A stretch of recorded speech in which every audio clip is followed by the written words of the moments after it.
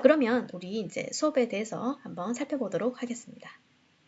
To distinguish graphically between a phoneme and its allophones, we use slashes to enclose phonemes and continue to use square brackets for allophones or phones. phoneme하고 allophone 이 개념을 시각적으로 뚜렷이 구별하기 위해서 우리는 어떤 부호를 사용하게 되는데, 자, phoneme의 이 표기는 슬래시 가지고 표기를 한다라는 겁니다.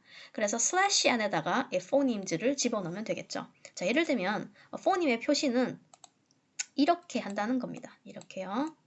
phoneme. 자, 이래서 슬래시가 있으면 이게 phoneme을 의미하는구나 라고 보시면 되겠습니다.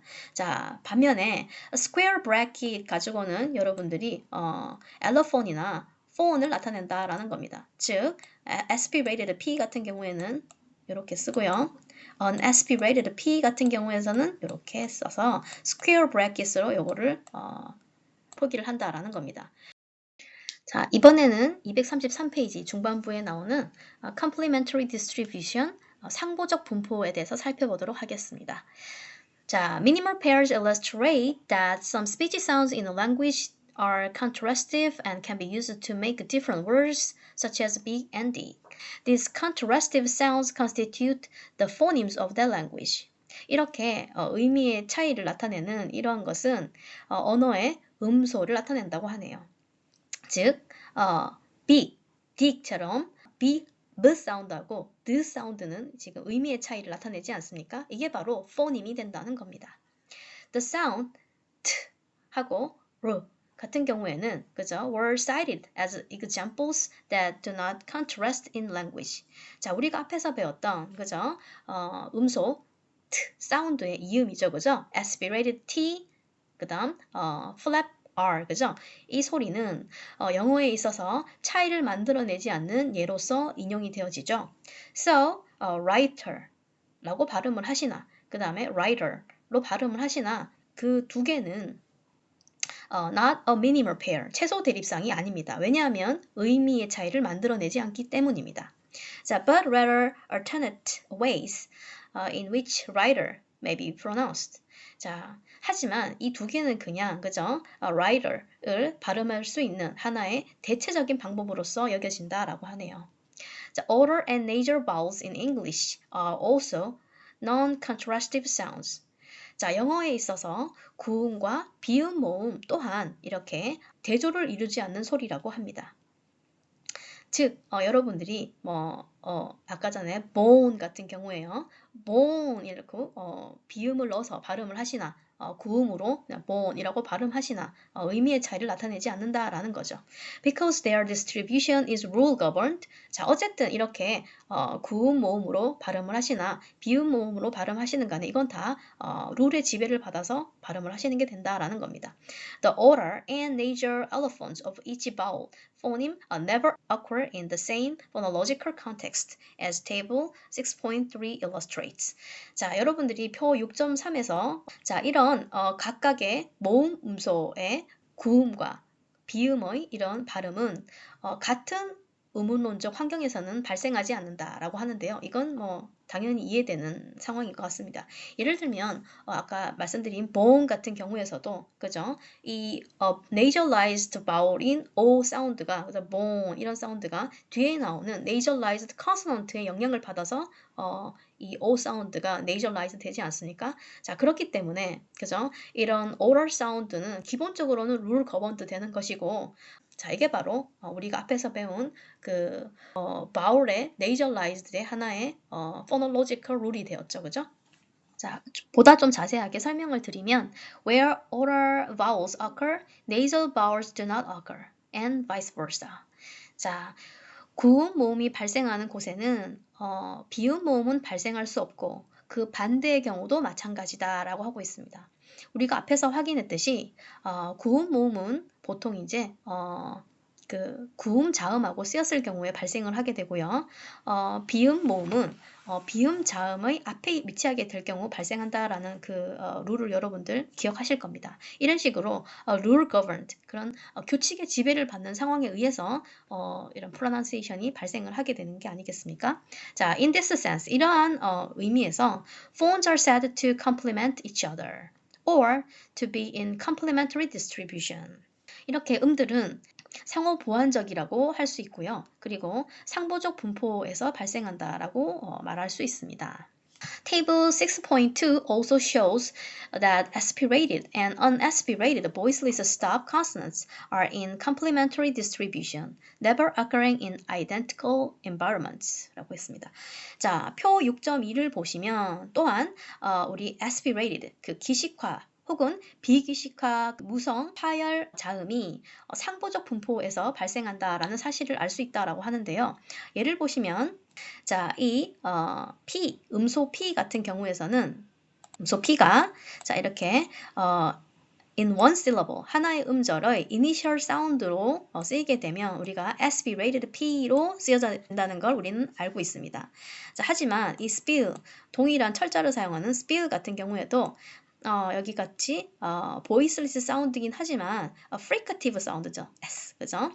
alveolar fricative인 S 뒤에서 발생하게 되었을 때는 이 P가 unaspirated, 그죠? 비기식화돼서 발음하지 않습니까? 자, 이게 바로 rule governed 된 현상이라는 겁니다. 즉, aspirated P, unaspirated P는 동일 환경에서 identical environments에서는 never occurring, 절대 발생해서는 안 된다라는 거고요. 나머지 애들도 동일하게 쭉 나와 있습니다. till, still. 자, 철자는 거의 유사한데, 자, t가 initial 사운드로 쓰였나, 혹은 s 뒤에서 쓰였나에 따라서 t의 기식화와 비기식화가 정해진다라는 거고요.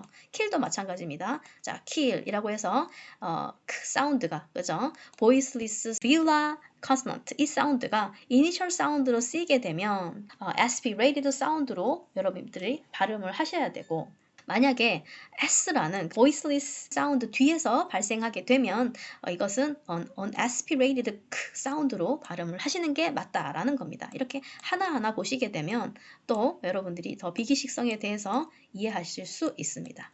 자, 그리고 만약에 여러분들이 이렇게 P 같은 경우에 이거를 비기식화하여 발음을 하게 된다면, 혹은 spill 같은 경우를 오히려 기식화해서 발음을 하시게 되면 이거는 아예 단어가 아니다. 한마디로 룰 거번드가 되지 않기 때문에 오류 현상이다라는 거죠. 그죠? 자, 그러면 우리 표 6.3을 통해서 이제 상보적 분포에 대해서 조금 더 살펴보도록 하겠습니다. 자, complementary distribution is a fundamental concept of phonology, and interestingly enough, it shows up in everyday life. 자, 이 상보적 분포는 의문론의 어떤 기본적인 개념이고요. 영어를 쓰거나 읽는 데 있어서 경험할 수 있는 어떤 몇 가지 예를 살펴보도록 하겠습니다. 자, 6.3을 보시면, 그죠? 영어의 어떤 한 음절에서 그 구음 모음과 비음 모음의 어떤 분포에 대해서 나타내고 있습니다. 자, 기본적으로 구음 모음은 final position에서, 그죠? 그 음절의 가장 말미에서 발생한다라고 되어 있고요. 그리고 구음 모음은 nasal consonant, 그 비음 모음 앞에서는 구음 모음이 발생하면 안 되죠. 그리고 구음 자음 앞에서는 오히려 구음 모음이 발생하는 것이 정상입니다. 자, 그리고 비음 모음에 대해서도 살펴보도록 하겠습니다.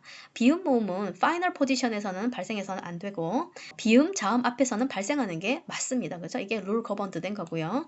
자, 그리고 비음 모음은 구강 자음, 그죠? 구음 자음 앞에서는 발생해서는 안 됩니다. 즉, 요게 중요하죠. 그죠? 자, 즉 비음 모음이 비음 자음 앞에서만 발생해야 된다라는 사실을 여러분들 기억하시면 되고요.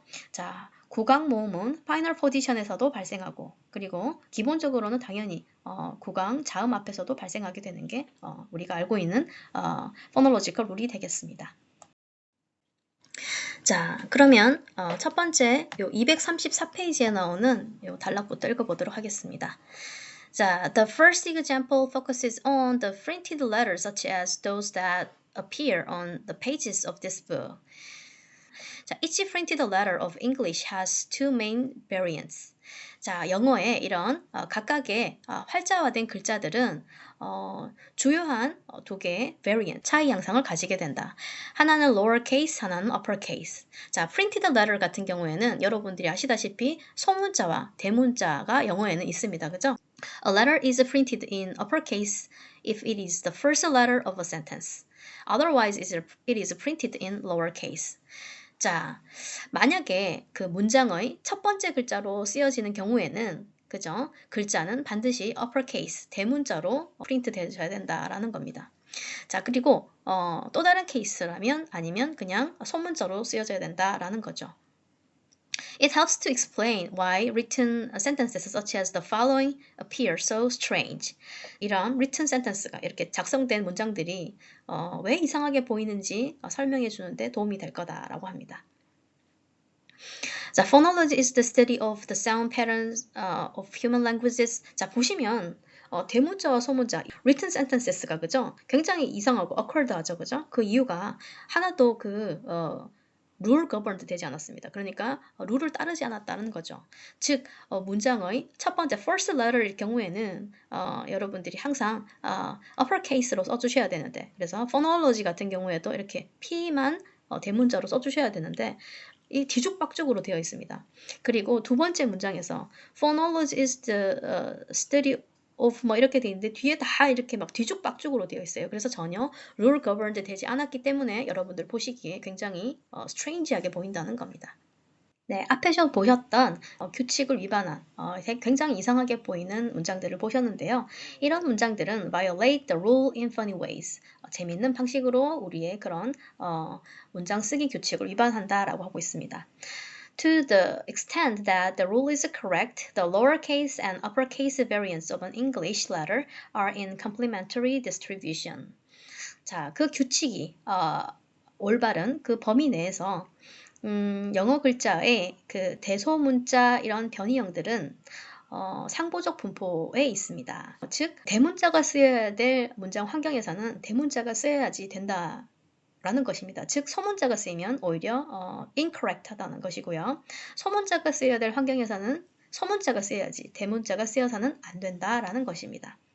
The uppercase variant occurs in one particular context and the lowercase variant occurs in every other context. 대문자 형태는 특정한 어떤 환경에서 발생하고 소문자 형태는 그 밖에 다른 형태에서 발생한다라는 것입니다. Therefore, just as every English vowel phoneme has an order and a nasalized allophone that occurs in very different spoken contexts, every letter of the English alphabet has two variants or allographs that occur in different written contexts. 여러분도 보셨다시피 대소문자를 써야 되는 환경이 다르지 않습니까? 그러니까 이러한 형태는 룰 거버언드된 그런 룰에 맞게 써야지. 그렇죠? 함부로 이렇게 썼다가는 굉장히 so strange 된다는 겁니다. 자, 그래서 different 환경에서 그죠? different written context에 맞게 이렇게 써줘야 되고 우리가 알고 있는 영어 알파벳의 모든 글자는 대문자와 소문자라는 이 형태를 가지게 된다라는 것입니다. One next example turns to cursive handwriting. 자, 다음 예로는 cursive handwriting 하면 필기체가 되겠습니다. 그죠? 자, 필기체를 들 수 있겠습니다. Which you are likely to have learned in elementary school. 자, writing in cursive is, in one sense, more similar to the act of speaking than printing is. 자, 이렇게 필기체로 글을 쓰는 것은 인쇄화하는 것보다는 말하기 행위의 어떤 의미로는 더 비슷하다라고 하고 있습니다. Because in cursive writing, each letter of a word connects to the following letter, just as adjacent sounds connects during speech. 자, 왜냐하면 이렇게 필기체로 각각의 단어의 글자를 쓰는 것은 다음 글자에 서로 연결이 되어 있고 이거는 마치 발화하는 동안 인접한 의미 서로 연관성이 있는 것과 같다라고 하고 있습니다. The following figure illustrates that the connections between the letter of a word in cursive writing create different variants of letter in different environments. 왜 하필이면 이 cursive handwriting을 예로 들었냐면 cursive handwriting은 앞에 글자가 무엇인지에 따라서 이 같은 L이라도 variant가 굉장히 달라집니다. 그래서 환경에 따라서 굉장히 영향을 받는다는 점에서 우리가 지금 배우고 있는 음성 의문론에서 phonetic environment에 따라서 같은 T라도 aspirated T가 있고 unaspirated T가 있고 flap R이 있듯이 이렇게 환경적 영향을 많이 받는다는 예를 보여주기 위해서 특별히 필기체를 예로 들었습니다. 그냥 이렇게 필기체가 아닌 그냥 프린팅 같은 경우에는 지금 여러분들 여기 나오는 글자를 이 글자 하나하나를 다 떨어져 있지 않습니까? connections나 뭐 앞에서 보시는 이런 next example turn 하나하나가 다 letter들이 분리되어 있기 때문에 전혀 앞 글자의 영향을 받지 않고 환경의 영향을 받지 않고 단독으로 쓰이는 반면에 이렇게 cursive handwriting은 서로가 이렇게 연결이 되어 있기 때문에 서로가 앞의 글자나 뒤의 글자에 영향을 받아서 글자의 형태가 변한다는 거죠. 그죠? 그래서 allograph가 달라진다라는 것을 우리는 확인할 수가 있습니다. 자, 이제 앞에 나오는 이 cursive handwriting을 통해서 좀 더 상세하게, 그죠? variant의 example을 한번 보도록 하겠습니다. 자, 페이지 235페이지의 첫 번째 단락이 되겠습니다. Compare how the letter L appears after a G and after a B. 자, G라는 이러한 letter 뒤에서 혹은 B letter 뒤에서 L이라는 글자가 어떻게 다르게 나타나는지를 비교해 보자라고 합니다. 자, in the first case, the L begins near the bottom of the line, but the second case, the L begins near the middle of the line. 자, G라는 요 glue라는 단어 보이시죠? 이 glue라는 단어에서 보면 이 G라는 글자에서 시작하기 때문에 그 라인의 줄의 밑부분에서 L이 올라가는 반면에 자, 이 두 번째 요 글자는 blue입니다. blue, 파란색. 이 blue는 B가 벌써 이 점선 중앙까지 와 있기 때문에 L이 중간에서 in the middle, 그죠? near the middle of the line. 중간 라인에서부터 L이 시작한다라고 되어 있습니다. 즉, 앞 글자, 앞 letter이 무엇인지에 따라서 L의 형태가 달라진다라는 예를 설명하고 있습니다. In other words, the same letter L has two different variants. 자, 다시 말하면 같은 글자 L이라도 두 개의 다른 형태를 가지게 된다. Meaning is unaffected by the position of L. 의미는 L의 위치에 의해서 달라지진 않습니다. Whenever the L begins, it still an L. 자, L이 어느 위치에 있는지 간에 그것은 여전히 L이고 likewise, 이와 같이 whether a vowel in English is nasalized or not, it's still that a vowel. 자, 영어에서 모음이 비음화되든지 혹은 아니든지 간에 그것은 여전히 vowel, 모음이 되겠습니다. Which L variant occurs in a particular word is determined by the immediately preceding letter. 자, 어떤 특정한 단어에서 L의 형태가 발생하는 것은 the immediately preceding letter, 그 바로 앞에 오는 그 글자에 의해서 결정이 되어집니다. This pattern of complementary distribution is not specific to L, but occurs for other cursive letters in English. 자, 상보적 분포의 이러한 형태는 L에만 국한된 것이 아니라 영어에 있는 다른 필기체의 글자에 적용이 됩니다. By examining the pairs set and that, 자, set과 that의 이런 쌍을 관찰함으로써 그리고 mill, will, rack, rock, 그죠? 앞에 있는 필기체의 예들입니다. 자, 이러한 필기체의 쌍들을 다 여러분들이 관찰함으로써 이런 글자들이 필기체로 각각 어떻게 환경에 따라 다르게 표현이 되는지도 확인할 수 있었습니다. Finally, Superman and Clark Kent, or Dr. Jekyll and Mr. Hyde. For those of you familiar with these fictional characters, are in complementary distribution with respect to time. 결론적으로는 슈퍼맨하고 클라크 켄트 그리고 닥터 지킬 그리고 하이드 여러분 그 지킬과 하이드라는 그 영화 혹은 소설 읽어보셨나요? 혹은 슈퍼맨과 클라크 켄트라는 이런 영화 보셨습니까? 슈퍼맨 호구적인 캐릭터의 이런 친밀한 이런 예들에서 얘네들 또한 그 시간에 따라서 그죠? 시간에 따라 상보적 분포에 있다는 사실을 알게 됩니다. 자, 이게 무슨 말이냐면요. 제가 예를 보여드리겠습니다. 그 클라크 켄트는 슈퍼맨과 동일 인물입니다. 여러분들이 잘 아시는 스파이더맨 있죠? 그런 개념입니다. 자, 스파이더맨도 제가 주인공 이름은 잘 모르겠지만 굉장히 평범한 남학생이 어떠한 스파이더맨으로 위기의 순간에 변하지 않습니까? 그런 것처럼 이 클라크 켄트도 마찬가지입니다. 굉장히 소심한 그냥 평범한 회사원에 불과한데요. 이 사람이 거의 초능력처럼 위기의 상황에서 슈퍼맨으로 변화합니다. 그래서 위험한 사람을 구조해주고 우주의 어떤 평화를 지키는 이러한 엄청난 대단한 위인으로 그려지는 그런 영화거든요. 자, 그리고 지킬 앤 하이드도 마찬가지입니다. 기본적으로 이 하이드 박사라는 사람이 어, 어, 지킬 앤 하이드 두 가지의 에고, 그죠? 자아를 가지고 있는 거죠. 그래서 평상시에는 굉장히 소심하고, 그죠?